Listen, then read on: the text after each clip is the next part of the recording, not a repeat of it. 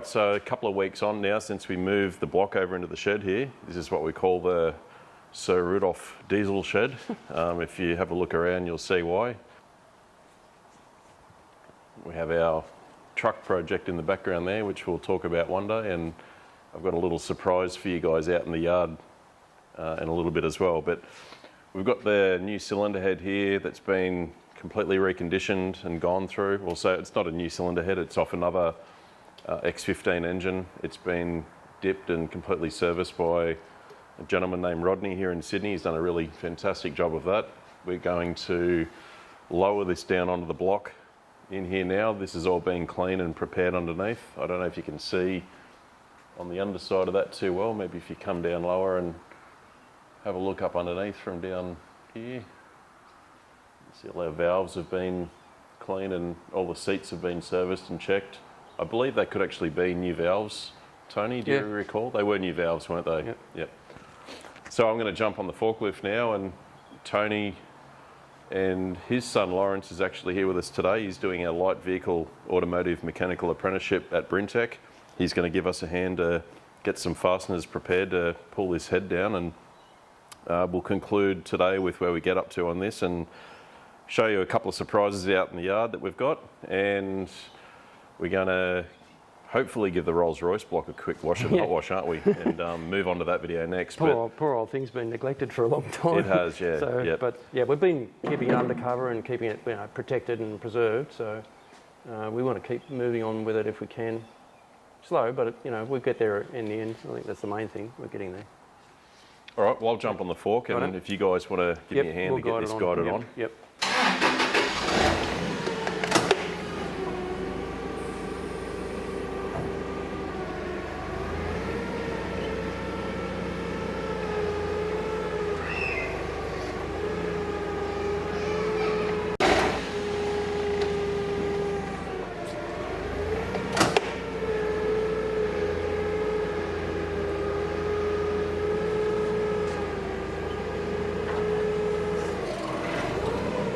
In a bit.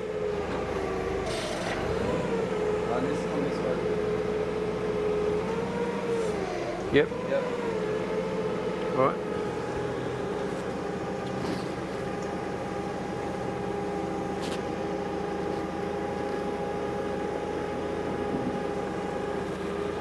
Yep, mine's down. A little bit further to my It's sort of twisted. That's it. Yeah. Good? No, it's still sitting on the down a bit. No, it looks down on this side. Do you want to have a look at the other end, Tony? No, come over here. Just the other thing. No, that's all right. Let it down, Lawrence. Yep. See, it came down a bit. Yeah. That's just the gasket crusher now. Yep.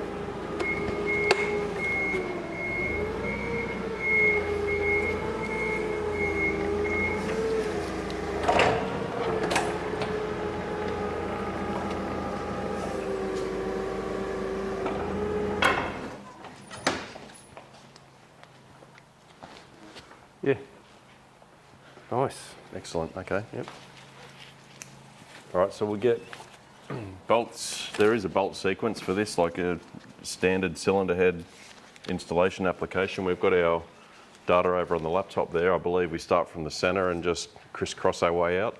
So we'll get a couple of bolts and wind those into the center. I believe, Tony, we use a specific diesel oil that Cummins recommend that we just lubricate the threads and the heads with. 15W40 lube oil is what they specify. It's the same as the these bolts actually look the same as the main bolts in size as the main bearing cap bolts. Okay. Which makes a lot of sense. It You does. use it on the head, you use it on the main cap as well. All the top and bottom are locked up with the same tension. Yeah. Yep. All right. Well, I'll just grab this data from the PDF. All right, so there's 26 bolts in total. Yep. So under the head of the bolt and on the thread. So I'm just putting the bolt in sort of, horizontally as a dip to make sure that the oil gets into all. But then I'm just obviously letting it drain off the excess like that. And that's all I did with the main bearing cap bolts, and then just under the head of the bolt, and that's it. And then they pulled up really nicely, the mains, when we did that. Oh, they felt smooth, you mean? Yeah, just they when we were turned them? really nice, yeah. Normally on the smaller engines, we just use an ARP molly type lube, but everything's larger and bigger diameter on these. Yep. It seems to just turn nicely with the Yeah, oil. it works really well, yep. So over here on the laptop, I'll quickly show you what we're dealing with while we get a couple of bolts ready. This is a Cummins engine rebuild manual. It's about 2,000 pages of data here. So it's a bit blurry because I'm zoomed in on a small image, but this is our cylinder head bolt sequence. It just crisscrosses all the way out to the ends until we do our 26 bolts. And over here we've got our specs. So the first pass is a 200 Newton meter or 150 foot-pound torque on the 26 bolts. Then we go again and do a second pass at 407 Newton meters or 300 foot-pound. And then we do a final 90-degree rotation on those bolts after. So we're probably going to get up around 450, 475 Newton meters, or 350 foot-pound maybe, 320 foot-pound. That's quite a lot of tension. We'll have to use an extension bar and a big socket for that. On a smaller engine, we might see 100, 120 Newton meters compared to say nearly 500. So you can see the difference there on a small engine compared to these bigger ones that have much higher cylinder pressures and pull a lot heavier loads. So we'll get all those 26 bolts in and we'll start pulling them down and do the first pass.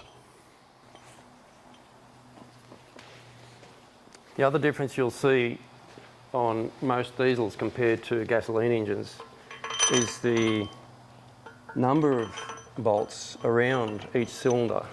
So typically on heavy duty diesel engines like this, or most, you've got more than 4 bolts around each cylinder. You can see this one's actually got 6. There's 2 here and there's 4 here, so that gives us around. Now these 2 share the next cylinder, so you can see these 2 here share. So you've still got 6 bolts, but these 2 intermediate ones share. So it's really clamping down hard. It's a really, really thick, rigid housing, so it's not going to deform or warp easily. And because of the pressures that are generated in these high boost turbocharged diesel engines, you need that robust design because it's going to last a long time and be reliable. Most gasoline engines only have 4 bolts per cylinder.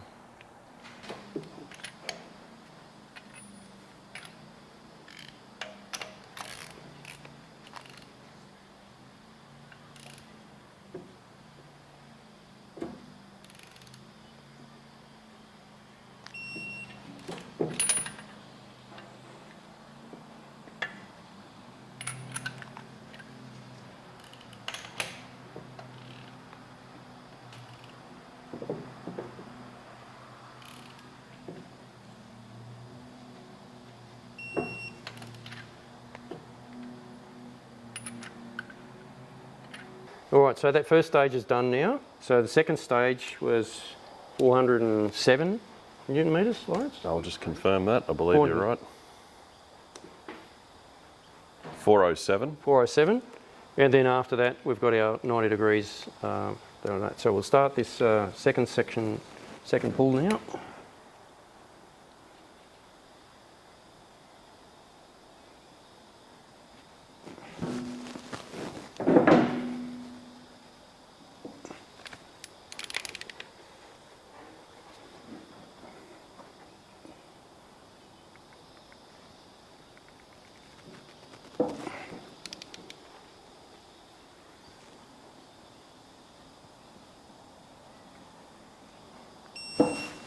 Right. Okay, so line, hang on, I'll just wipe that oil off there so I can get a better line on it.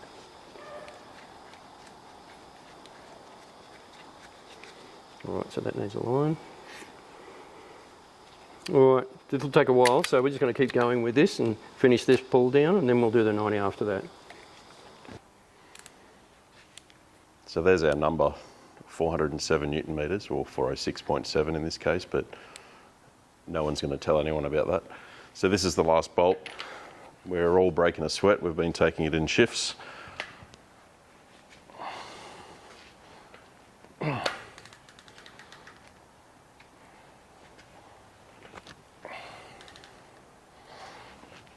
360, 399, 408. Okay, so there's our second pass. Now we have to do a 90 degrees on top of that on every bolt. And we'll use a long bar and extension for that. We won't do this poor thing, it'll overload it.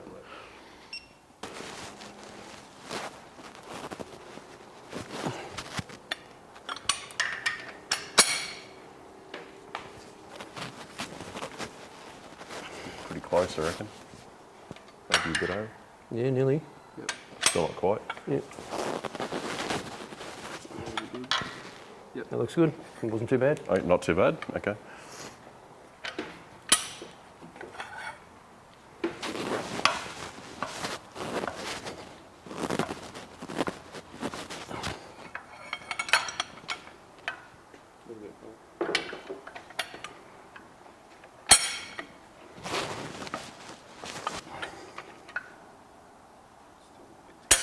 Bit more.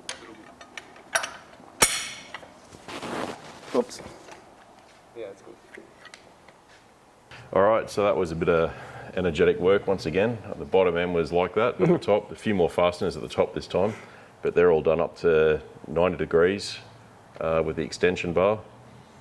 And we're a little bit sort of, I guess, exhausted from that. So why don't we get some fresh air, Tony, and we'll go out into the yard and maybe have a quick look at some of these other machines that we've got and see if any of you guys are interested in those.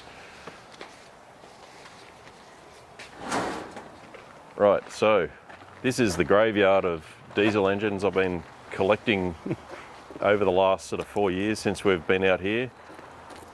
As you can see, it's just a little bit of a junk pile of engines, but I'll give you a real quick run through of the inventory that we plan to try and get through and pull apart or reuse or run. We've got our old, this is our two-stroke Detroit section. We've got our old 671 grey marine engine here and a couple of old 8V71s there with cylinder heads off. Down the back, a little 8V92 out of a pleasure yacht. There's a couple of those around here somewhere. There's one behind us just there with the heads on it still. They were both in a pleasure yacht. One's a counter-rotating engine to the other. They're all the ancillaries and bits in there. And then the next row, we've got a few Caterpillar engines. C12, C15, another C15 and a C10 up the back. This one's out of I think it's an old Kenworth 401, one of the smaller nose trucks. That was out of a Freightliner we got from Brisbane. The one behind it I picked up, that was out of an interesting machine. That's out of a Cat 2900 loader from the Bendigo gold mine. So that'll be an interesting one to pull apart. They get retired every 10,000 hours, I believe. So I think it's still a runner, but we'll see what it's like inside. But over here we've got a little bit of a surprise that we received recently. Oh, there's a 3208 that's not there. In the shed we have a 3208 Cat V8 which is going in a project truck, but we'll show more of that another day when we look at the old white road boss that's inside that you saw earlier. But this machine here is one that we acquired recently. We should probably start with what it is and where it came from and how we got it. This is an old genset machine that we very generously was donated to us from a guy named Murray down in Melbourne at Tullamarine Airport. The Australian Air Services retired this old genset and saw our channel and thought that it'd be a really good machine for us to demonstrate and one day show running or do something with here. So in the last sort of couple of years we were making logistical arrangements to try and get it up here to Sydney and New South Wales, and it's finally recently come here. I think, Tony, we might go around the other side where we can see more of it. Inside, You could probably start to get an idea of what's in here, but come round and we'll show you what's inside from the other doors.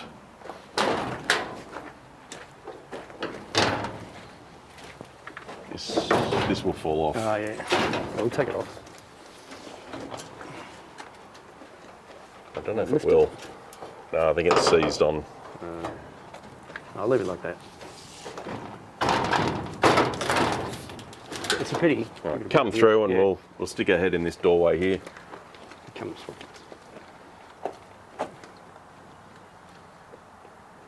So there she is. She's an old 16V71 two-stroke Detroit. It's quite a busy arrangement in here, but it's a 250 kilowatt genset. That's the generator unit there. And back up the front of the engine, well, you can see it looks like two V8s joined together because essentially that's what it is. But if we look up the very front, you'll see big radiator and fan. It's a completely self-contained unit, obviously, that was assembled in Melbourne by McColl Electrical. There's a lot of badges and things around the machine, but we'll go to the back and show you the control panel. We still haven't run it yet. We've had a quick look and it looks like it's all there. What's the total runtime on the engine, Lawrence? Well, let's go have a look. So there's a bunch of gauges down the back here and a control panel. It's a 1971 machine. It was commissioned in 1971 and set up at Tullamarine Airport. Its exact use, I'm not sure. Maybe the guys who donated it could comment and give us a little bit more info, but this is the control board here for it, and interestingly, we've got a number here of 12 hours. So we think it hasn't really done much time at all. And there's a little bit we need to familiarise ourselves with. It's quite a busy network of wiring and infrastructure in behind it all. For a basic machine that it is, it's quite a complex setup. And obviously for running a generator system for somewhere like an airfield or Tullamarine Airport, it needed to be the best it could be for the early 70s, and this is the sort of equipment that they'd have to run. I assume it was hooked up to a fail-safe where it would auto kick in under certain circumstances. We think it was probably plugged into power because of something that I'll show you on the other side. It has had some copper cut out of it, unfortunately, at some point recently. So we need to check over a few things before we do try and fire it, just to make sure that we don't do any damage or electrocute ourselves. But if we come down to this side here, these are our air intake filters for it. But if we have a look at this part of the unit here, we've got an electric motor which is driving a hydraulic oil pump, which appears to be pulling oil from the oil pan and running it back up into the block. So it must be an external oil pressure circuit. Oil prime pump. There's a inline filter here, like a spin-on cartridge in the line there. So yeah, I'd say this would be priming before cranking. Whether this has been run for an amount of time during the day or it's always running oil through it in case of cut-in, I don't know. We don't know. Because it's a portable unit, I don't think it would have been. These standby sets that were the no-brake sets of the old periods of time, because airports had no-brake sets back in the day, they would have had this sort of system where the engine would have been preheated and pre-oiled continuously, and so that then they would have had that no-brake ability. Like for a hospital or... Yeah, probably not. Maybe, but airports are definitely the control tower can't do without power. As you can imagine, they lose track of traffic in busy airports. There's a bit of a problem. Yeah. So. Well, there's a coolant heater over there as well. I saw there's another arrangement behind all these boxes. Yeah. So there's your jacket water. That's your jacket water preheating device there. There's a big heating element in there. You can see the cable going into it. So there'd be like a big coil in there that's and a little pump that circulates the coolant. So it's preheating, pre-oiled. Well, it's coming from the... Yeah. That's obviously the coolant pump there. But I really like this way that, Detroit in particular did this modular design. You need a bigger engine, we just bolt two together. Yeah, well, the oil pan is all one piece, I noticed. I had a close look at that. So it is those components that will need to be suited for the configuration, but just that basic idea of the core, the block, we can just join blocks together. Yeah. It's so cool. I wonder if there was a 24 cylinder. I don't know. Possibly. Interesting, yeah. Yeah. I know. So yeah, we've got this machine, and once again, we really thank the guys down there that have donated this to us, and we'd like to say it's in the right hands. We're going to give it a good clean and go right through it and try and actually get the exterior sort of cleaned up a little bit and preserved, maybe with some clear coat. And Yep, they gave us all the maintenance manuals and service manuals as well for it, so we've got all the documents for it that we need. yeah, so we'll have a good read of those, Yeah. and we hope to recommission any bits and pieces that have been decommissioned. We've got some on the genset side here through this door.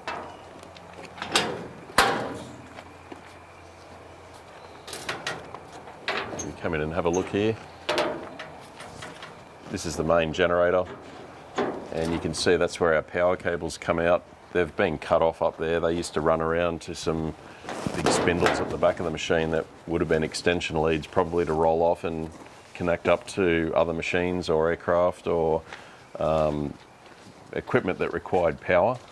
So that's all been cut off and removed, probably just because they're heavy cables and they had value to somebody else, but we can rerun those into a plug base somewhere in the machine that we could then plug into and essentially use this as a backup generator for our facility here, which we have lost power here a couple of times, Tony, so I guess it would be good to actually get this machine reinstated and plug it into our mains and be able to use it. 250 kilowatts, Yeah, you know. that's plenty for this site, yeah. We've got some neighbours here that might appreciate that too, but I mean, it's not going to be the most efficient no, but power source, but anyway. But the noise, and you know, if you look on the top of it, stand back, and you can see a couple of little muffler stacks coming out the top. There's not much muffling going on. Looking forward to hearing a 16V's two-stroke sound when it fires up. Yeah, so yeah, Quite different. we thought that you guys might like to see that, and we're definitely going to spend some time on that in the cooler months, which are coming up, to try and get that running. So on that note, I think we'll conclude this episode, and we might just throw in a little clip of the meteor block getting washed up so that we can prepare that for our next video. So thanks again for watching, and thanks to Lawrence for coming in today and giving us a hand with that cylinder head, and hope to see you all soon. Yeah, Cheers. Soon. Thank you. So here's our meteor block that we've stripped in our previous videos. We are about to unload it from the rotator, these bolts here, and we'll lift it up with a fork and load it into the hot wash and see if we can get the rest of this cosmoline and oil off it and see what colour it looks like underneath. It's just going to fit from our measurements, so we'll get onto that now and see how that goes. So this is the hot wash. We've pulled the basket and spinner out, which is this piece, because the engine isn't going to fit in that basket and clear these spray bars. We have a height restriction because of the studs coming out of the crankcase and these lower studs. So we're just going to sit it in the bed here on some bits of timber high enough so this spray bar can clear under it, because as you can see, when the machine's in operation,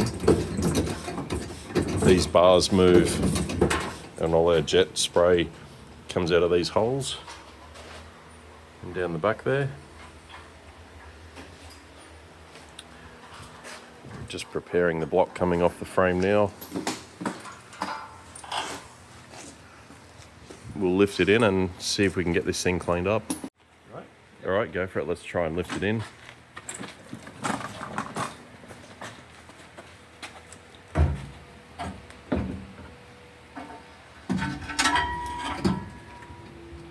Yep.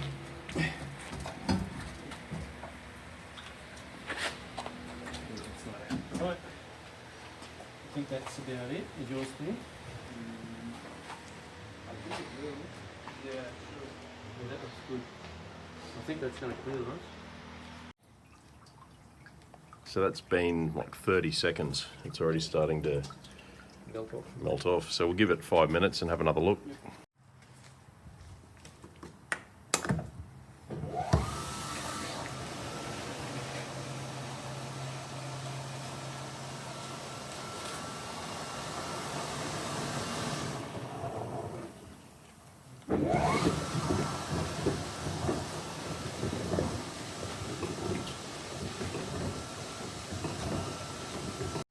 Right, so that's a 10-minute cycle.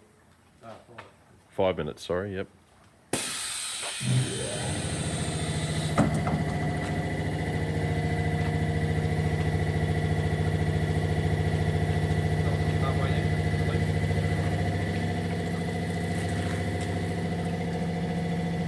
Well, that's our original paint there, fogging up the camera.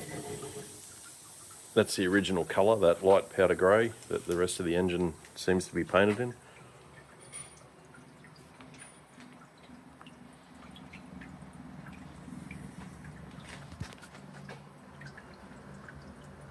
Yeah, no, that's working really well.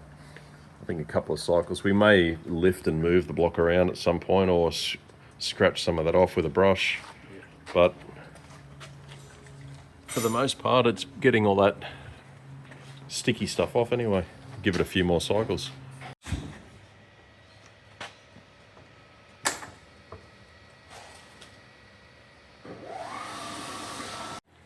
There it is out of the spinner. We've just given it a bit of a wipe down. There's its original colour, the powder grey that the rest of this thing's cleaned up at. Nice colour in person, I actually quite like it.